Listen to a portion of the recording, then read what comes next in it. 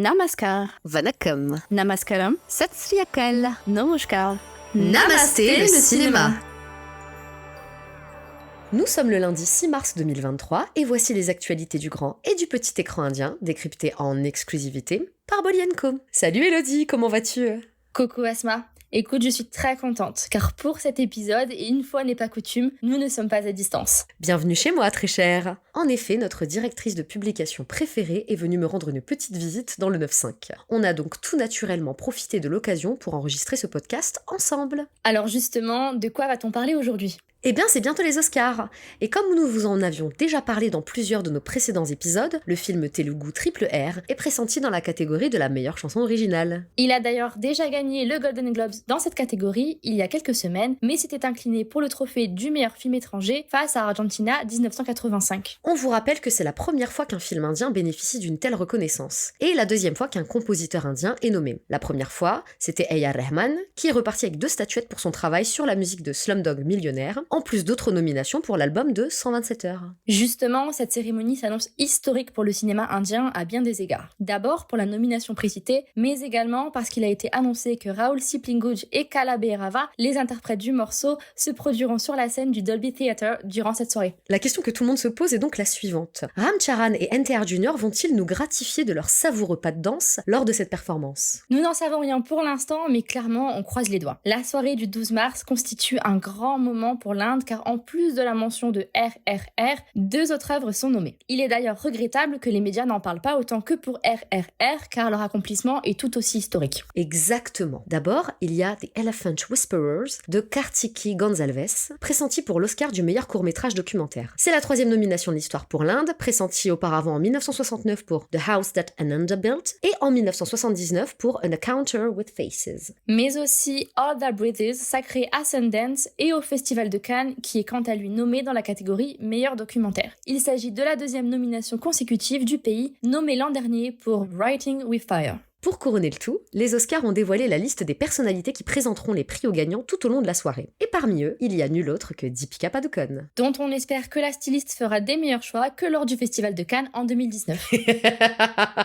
Pardon. Et justement, la toute première victoire indienne aux Oscars, c'était celle de la regrettée Banu Ateya, sacrée pour le film Gandhi dans la catégorie des meilleurs costumes. Et pour rappel, Priyanka Chopra Jonas avait déjà remis un prix lors de la cérémonie en 2016. Pour découvrir les résultats, rendez-vous dans la nuit du 12 au 13 mars. En attendant cette soirée riche en émotions, y a-t-il des films ou des séries à découvrir en ce moment ? Affirmatif. Au cinéma, découvrez la comédie tamoul Single Shankarum Smartphone Simranum, sortie en France depuis le 1er mars avec Night at Fun. Et attention, la nouvelle qui va suivre risque de te faire vivement réagir, Asma. Quoi donc ? J'ai peur. Calme-toi, t'es prête ? Car ton film préféré de tous les temps, Dil Valle Dolania Le Jayenge, fera l'objet d'une sortie exceptionnelle dans l'Hexagone grâce au distributeur Friday Entertainment. Attention, j'hyperventile. On inspire, on respire. Pour le moment, pas de date de sortie annoncée, mais ça ne devrait pas tarder. En tout cas, quelle occasion magnifique pour nous de revoir ce grand classique sur grand écran. Absolument. D'autant qu'en Inde, le métrage est encore à l'affiche au cinéma Maratha Mandir, et ce depuis sa sortie en 1995. En SVOD,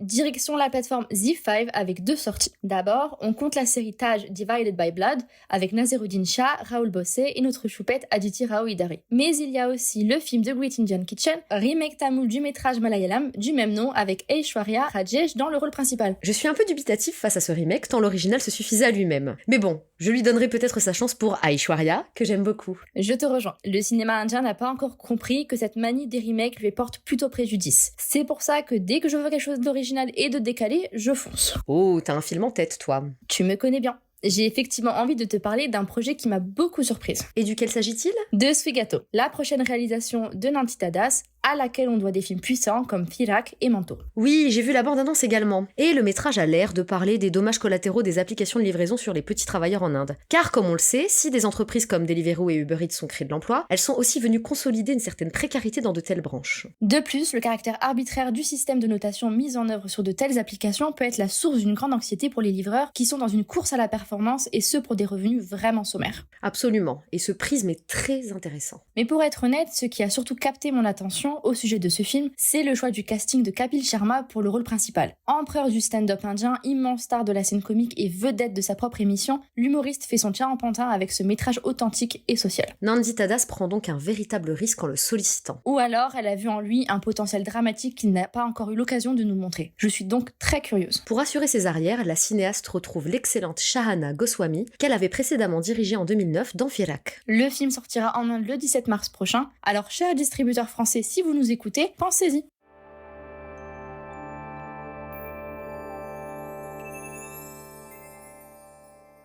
Et c'est tout pour aujourd'hui, merci de nous avoir écoutés. C'est sur la mélodie de Billy Billy du film Kisi Ka Bhai Kisi Ki Jaan que l'on se quitte. L'occasion pour moi de rappeler à Salman Khan qu'il n'a plus l'âge de se trémousser de la sorte, et qu'il risque le choc anaphylactique à chaque pas de danse bizarroïde qu'il exécute. Cet énième remake d'un film tamoul, cette fois du métrage Viram, sortira en Inde le 21 avril prochain. Je n'ai donc pas besoin de réitérer ce que j'ai déjà dit à Akshay Kumar la semaine dernière, si ce n'est d'arrêter les frames. On est fatigué. Stop! Et on n'est pas pressé de voir ça en fait.